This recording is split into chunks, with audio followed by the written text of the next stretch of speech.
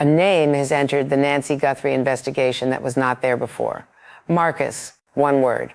No last name confirmed, no formal identification attached to it in the public record, but the emergence of that name, alongside a burner phone call described as critical and claims of a failed ransom attempt, has shifted the investigative conversation, in this case, in a direction that is more specific than anything that has come before.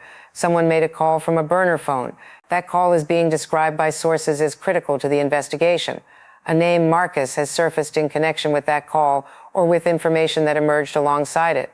And an abandoned red Honda has also entered the public record, teased by a true crime account with information in its possession about the case that it has not yet fully released. These are specific, concrete, physical details of the kind that investigations eventually produce when they are moving toward identification. Not psychological profiles, not behavioral frameworks, physical evidence, a vehicle, a phone, a call, a name. At the same time, the insider theory that expert analysts have been building toward over the past week has now received its formal articulation. Experts believe Nancy Guthrie's kidnapper is someone she knew. An ex-FBI agent has gone further, claiming that Nancy Guthrie knew her masked abductor. The theory of an inside job in the vocabulary of criminal investigation changes everything about how the evidence is read and how the suspect pool is defined. This report covers the name Marcus, the burner phone, the abandoned Honda, the insider theory, what Gayle King is demanding from the public, and what all of it means for where this investigation stands today.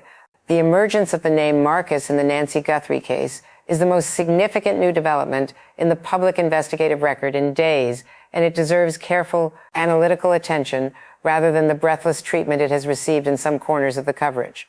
A name surfacing in a kidnapping investigation through unofficial channels, social media claims, or true crime sources is not the same as a name surfacing through official law enforcement communication. The distinction matters. Names surface in high-profile cases for many reasons. Genuine investigative leads being shared by people with actual knowledge, speculation that has accumulated enough structure to sound credible, deliberate disinformation designed to redirect attention, and occasionally actual leaks from within the investigative apparatus that find their way to public platforms before official channels address them. The question of which category Marcus falls into is one that investigators will be working to determine through the same process they apply to all claims of this kind: who originated the name, what the specific claim about Marcus is, whether the name is connected to the burner phone call that is being described as critical, whether the failed ransom attempt claims are independently supported, whether the abandoned red Honda connects to any person or location associated with the name Marcus. What the public record tells us about the Marcus situation is this: the name has emerged alongside other specific physical details that suggest the underlying information, whatever its source, is grounded in operational realities rather than pure speculation.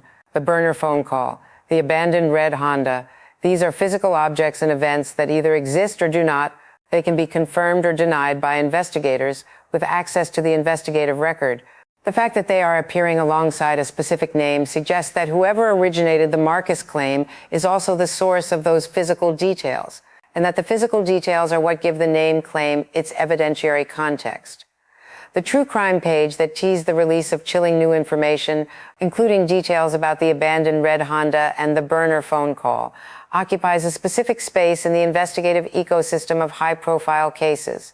True crime accounts with established credibility in the Nancy Guthrie case community have sometimes been vehicles through which information with genuine investigative basis reaches the public before official channels address it. That is not a reliable rule. It is a possibility that investigators will be assessing alongside the substance of the claims.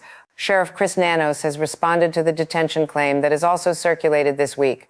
A person was reportedly detained in Tucson in connection with the case. The sheriff's response to that claim and what it confirms or denies about the detention is part of the investigative picture that is developing around the Marcus and burner phone information simultaneously. The insider theory has now achieved the status of the dominant expert analytical framework in the Nancy Guthrie case, and the specific claims being made about it this week push it beyond the general to the operationally significant. An ex-FBI agent has claimed that Nancy Guthrie knew her masked abductor. That claim, made by someone with professional investigative experience and professional credibility attached to it, is the most direct public statement yet made about the relationship between the victim and the person who took her. It connects to the mask and hood theory from last week in a specific and important way. If the abductor wore a mask because they knew Nancy Guthrie would recognize them without it, the mask was not simply concealment from investigators, it was concealment from the victim herself. That is a fundamentally different operational reality. Someone who is known to the victim, who wears a mask to avoid being recognized by the victim during the abduction, is someone who had pre-existing access to Nancy Guthrie's life, access to her home, or at minimum to her neighborhood and routine, knowledge of her schedule and vulnerabilities, a relationship that would otherwise have made the mask unnecessary. The mask in the insider theory is not a precaution against investigation.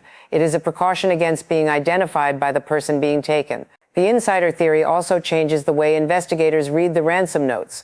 Savannah Guthrie this week revealed that she believes some of the ransom notes are real. The word some is analytically significant. It implies that she and investigators are operating with a framework in which not all of the communications claiming to be from the kidnapper are authentic. Some notes may be real communications from the person who has Nancy Guthrie. Others may be hoaxes, copycat communications, or deliberate interference from parties unconnected to the actual abduction. If the kidnapper is someone Nancy Guthrie knew, the real ransom notes would be expected to reflect specific knowledge of her circumstances, her family, and her life that only someone with genuine access would possess. The notes that contain that kind of specific, verifiable knowledge are the ones Savannah Guthrie is characterizing as real. Those that are more generic or less informed may be the ones she is characterizing as not real. That distinction, made possible by the insider theory, gives investigators a tool for separating authentic communication from noise.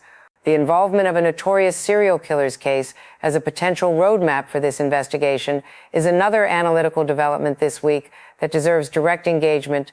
When investigators look to prior cases for roadmaps, they are identifying structural similarities between an unsolved current case and a case that was eventually resolved.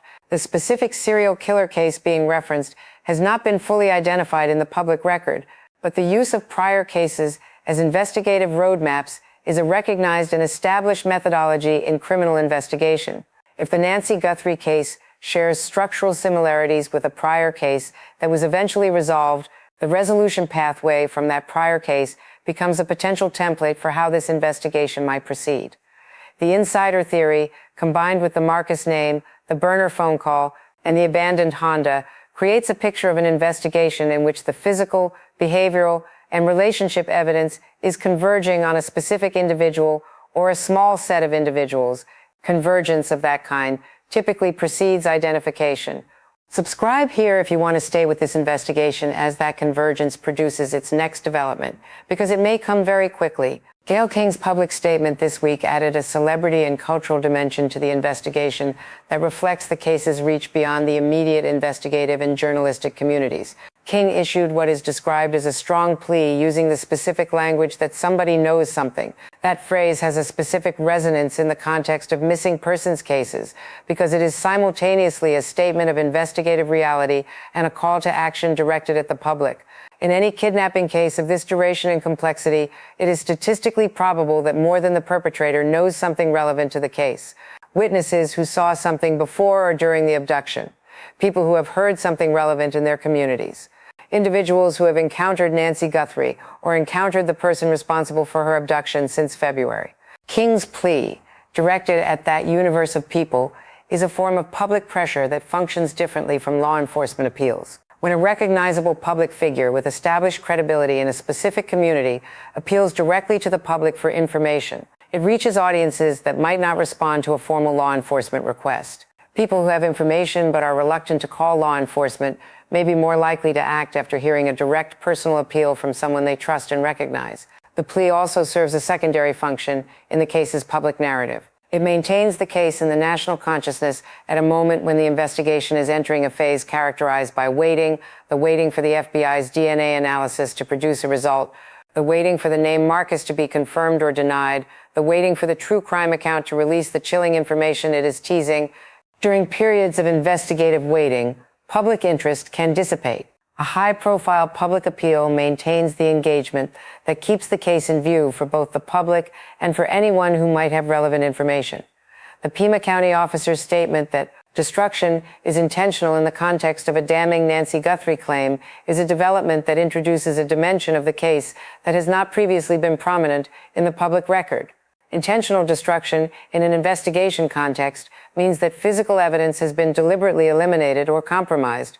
That kind of destruction, if it has occurred, is itself a crime and is also an investigative indicator. People destroy evidence when they believe that evidence will connect them to a crime. The deliberateness of the destruction, if the officer's characterization is accurate, tells investigators something about the level of premeditation involved in both the original crime and the subsequent attempt to avoid detection.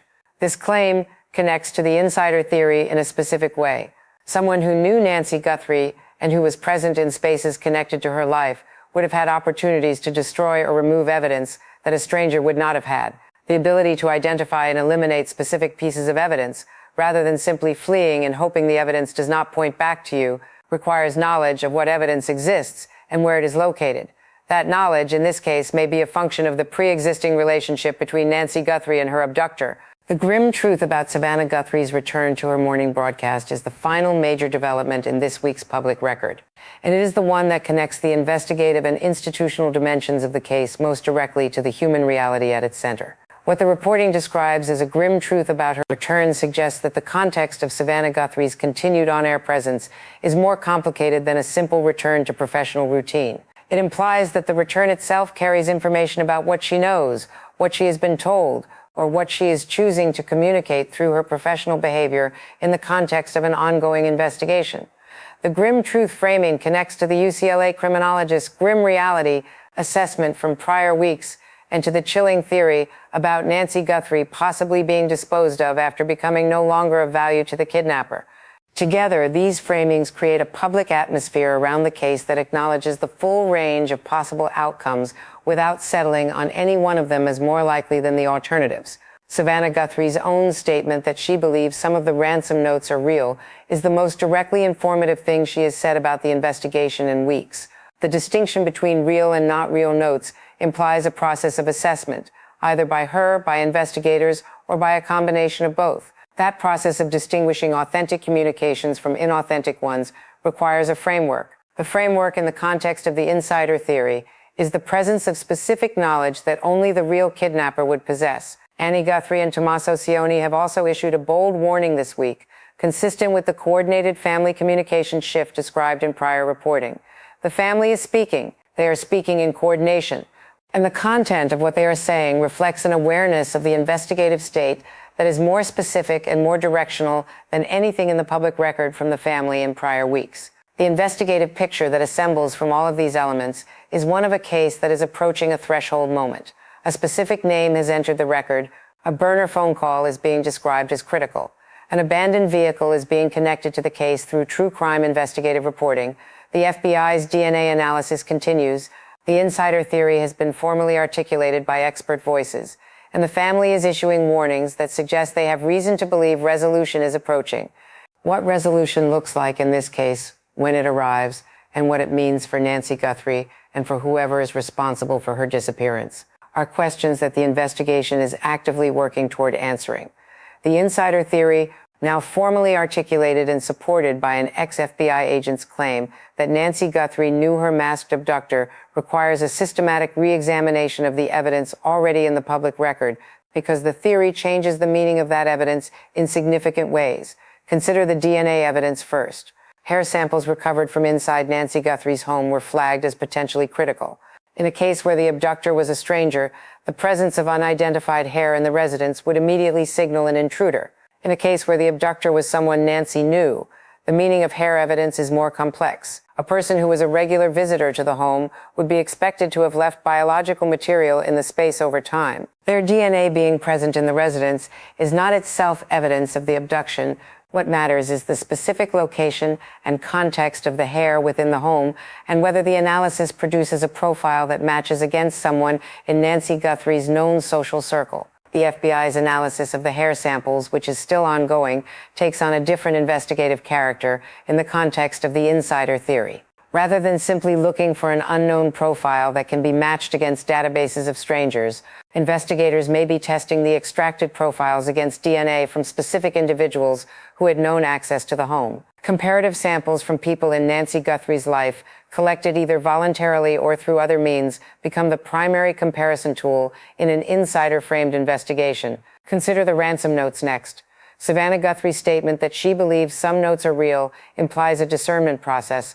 The notes she believes are real are presumably the ones that contain information or language that reflects genuine knowledge of the situation. An insider who knows Nancy Guthrie personally would have access to specific, verifiable details about her life, her relationships, and her circumstances that a stranger could not easily fabricate. The real notes, in the insider theory, are the ones that reflect that insider knowledge.